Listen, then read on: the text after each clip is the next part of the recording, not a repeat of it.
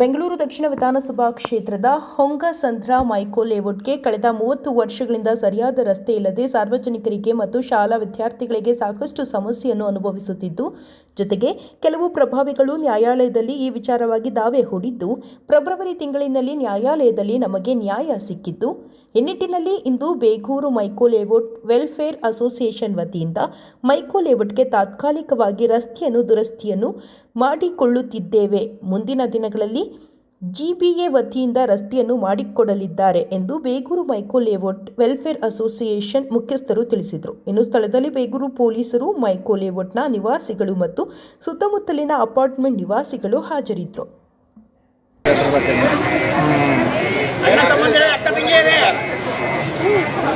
ಈ ರಸ್ತೆನ ನಾವು ರಿಪೇರಿ ಮಾಡಿಕೊಂಡು ಜನಗಳು ಯೂಸ್ ಮಾಡೋದರ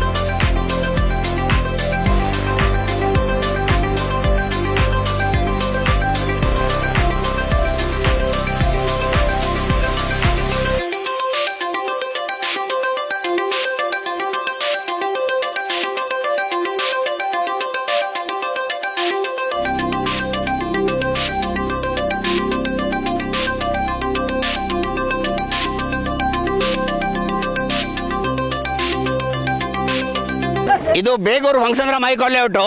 ಇದು ಫಾರಮ್ ಆಗಿ ಸುಮಾರು 30 ವರ್ಷ ಆಗಿದೆ. 30 ವರ್ಷದಿಂದ ಕೂಡ ಇಲ್ಲಿ 241 ಸರ್ವೆ ನಮ್ಮಲ್ಲಿ ನಾವು ರಸ್ತೆ ಮಾಡಲಿಕ್ಕೆ ಅವಕಾಶ ಸಿಕ್ಕಿಲ್ಲ. ಅವರು ಕೇಸ್ ಇದೆ, ಅದಿದೆ ಅಂದ್ಕೊಂಡ್ಬಿಟ್ಟು BBMPಗೆ ಕರೆದ್ರೆ ಕೇಸ್ ಇದೆ ಸರ್, ನಾವು ಬರಲ್ಲ ಅಂತ ಹೇಳ್ತಾ ಇದ್ರು. ಇವಾಗ ಈ ಆಸೆಟ್ ನಾವು ಟುಡೇ ಯಾವ ಕೇಸು ಇಲ್ಲ. ಜನಗಳು 30 ವರ್ಷದಿಂದ ಈ ರಸ್ತೆನ ಯೂಸ್ ಮಾಡ್ತಾ ಇದ್ದಾರೆ. ಜನಗಳಿಗೆ ಮಳೆಗಾಲದಲ್ಲಿ ಎಷ್ಟೋ ಜನ ಬಿದ್ದು ಆಕ್ಸಿಡೆಂಟ್ ಮಾಡ್ಕೊಂಡಿದ್ದಾರೆ. ಸ್ಕೂಲ್ ಹೋಗೋ ಮಕ್ಕಳೆಲ್ಲ ಶೂಗಳನ್ನು ಕೈಲಿ ಹಿಡ್ಕೊಂಡು ಈ ರೋಡನ್ನು ದಾಟ್ಬಿಟ್ಟು ಶೂ ಹಾಕ್ಕೊಂಡು ಸ್ಕೂಲ್ಗೆ ಹೋಗೋ ಪರಿಸ್ಥಿತಿ ಇದೆ. ಎಷ್ಟೋ ಜನ ವಯಸ್ಸಾದವರು ಕೂಡ ಆಕ್ಸಿಡೆಂಟ್ ಮಾಡಿ ಹಾಕ್ಕೊಂಡು ಬಿದ್ದಿದ್ದಾರೆ. ಅದರಿಂದ ಈ ರಸ್ತೆನ ನಾವು ದುರಸ್ತಿ ಮಾಡಲಿಕ್ಕೆ ಹೊರಟಿದ್ದೀವಿ. ದುರಸ್ತಿ ಮಾಡೋದ್ರಿಂದ ಜನಗಳಿಗೆ ಅನುಕೂಲ ಆಗಲಿ ಅಂತ ನಮ್ಮ ಉದ್ದೇಶ. ನಮ್ಮ ಅಸೋಸಿಯೇಷನ್, ನಮ್ಮದು ಬೇಗೂರು ಮೈಕೋ ಲೇಔಟ್ ವೆಲ್ಫೇರ್ ಅಸೋಸಿಯೇಷನ್ನು, ನಮ್ಮ ಜೊತೆ ಅಮಿತ್ ಪ್ಲಾಜಮ್ apartment, SR floor apartment, comforts apartment ಎಲ್ಲ ಅಪಾರ್ಟ್ಮೆಂಟ್ ಕೂಡ ನಮ್ಮ ಕೈ ಜೋಡಿಸಿದ್ದಾರೆ. ಎಲ್ಲರಿಗೂ ಕೂಡ ಈ ರಸ್ತೆ ಇರೋದ್ರಿಂದ ಬರೀ ಈ ಲೇಔಟ್ಗೆ ಮಾತ್ರ ಅಲ್ಲ, ಇದು ವಿನಾಯಕ ಲೇಔಟು, ಜೊತೆಗೆ Raghavendra layout, new Mico layout, Vishwapriya layout ಎಲ್ಲ ಹೋಗೋ ಜನನು ಈ ರೋಡಿಂದಲೇ ಹೋಗಬೇಕಾಗಿದೆ.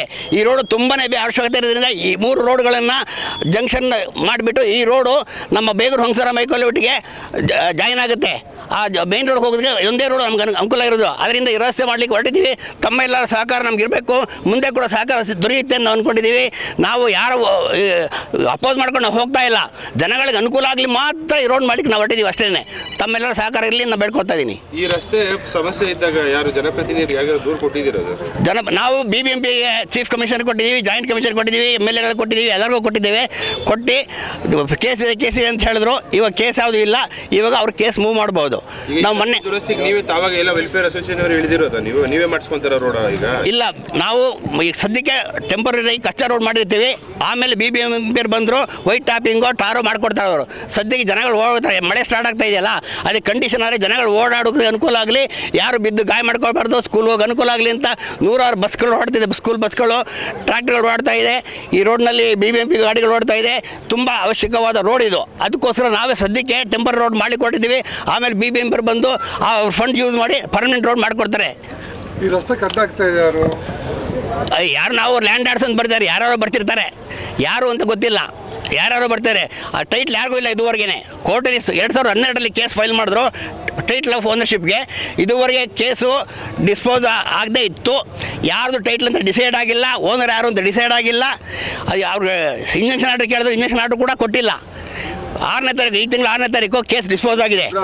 ಫೆಬ್ರವರಿ 6ನೇ ತಾರೀಕು ಇದೆಯಾ ನಿಮ್ಮ ಹತ್ರ? ಇದೆ, ನಮ್ಮ ಹತ್ರ ಇದೆ. ಅದು ಡಿಸ್ಪೋಸ್ ಆಗಿ ತೋರಿಸ್ತೀನಿ, ಹಿಂದೆಗಡೆ ಇದೆ ಅದು. ಫೋಟೋ ತಗೊಂತ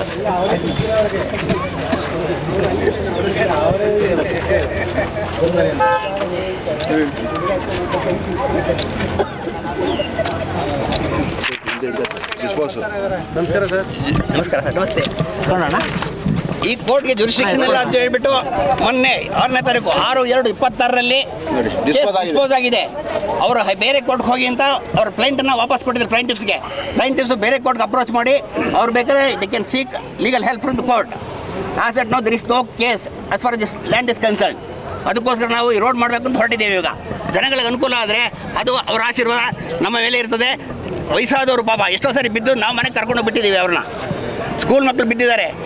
ಆಕ್ಸಿಡೆಂಟ್ ಆಗಿ ಶಿಲ್ಪ ಅಂತ ಹೆಣ್ಮಗಳು ಇದ್ದಾರೆ, ಇಲ್ಲೋ ಅವರು ಕೂಡ ಮೊನ್ನೆ ಆಕ್ಸಿಡೆಂಟ್ ಆಗಿ ಬಿದ್ದಿದ್ರು ಮಳೆ ಬಂದಾಗ. ಅದರಿಂದ ಈ ರೋಡನ್ನು ಮಾಡಬೇಕು, ದುರಸ್ತಿ ಮಾಡಬೇಕು ಅಂತ ಹೊರಟಿದ್ದೀವಿ. ಈಗ ಸರ್ ಇದು ಈ ಕೇಸಲ್ಲಿ ಅವರು ನಾವು ಓನರ್ಶಿಪ್ ಡಿಕ್ಲೇರ್ ಮಾಡಿಕೊಡಿ ಅಂತಾನೆ ಕೋರ್ಟ್ಗೆ ಹೋಗಿರೋದು. ಓನರ್ ಅಲ್ಲ ನಾನು, ಅವ್ರು ಓನರ್ ಅಲ್ಲ. ಅವರು ನನ್ನ ಓನರ್ಶಿಪ್ ಡಿಕ್ಲೇರ್ ಮಾಡಬೇಕು ಅಂತ ಹೋಗಿರೋದು. ಅಂದರೆ ಅವರು ಪ್ರಾಪರ್ ಓನರ್ ಅಲ್ಲ. ಈಗ ಕೋರ್ಟಿಂದ ಡಿಕ್ಲೇರ್ ಕೂಡ ಆಗಿಲ್ಲ, ಡಿಸ್ಪೋಸ್ ಆಗಿದೆ. ಅದು ಕೇಸ್ ಡಿಸ್ಪೋಸ್ ಆಗಿದೆ. 850/2014 this is for declaration of the ownership ಯಾರಿಗೂ ಡಿಕ್ಲೇರ್ ಆಗಲಿಲ್ಲ. ಇಂಜೆಕ್ಷನ್ ಆರ್ಡರ್ ಕೇಳಿದ್ರು 850/2014ನಲ್ಲಿ, ಅದು ಕೂಡ ಸಿಕ್ಕಿಲ್ಲ ಅವ್ರಿಗೆ. As that now there is no case in the court of law.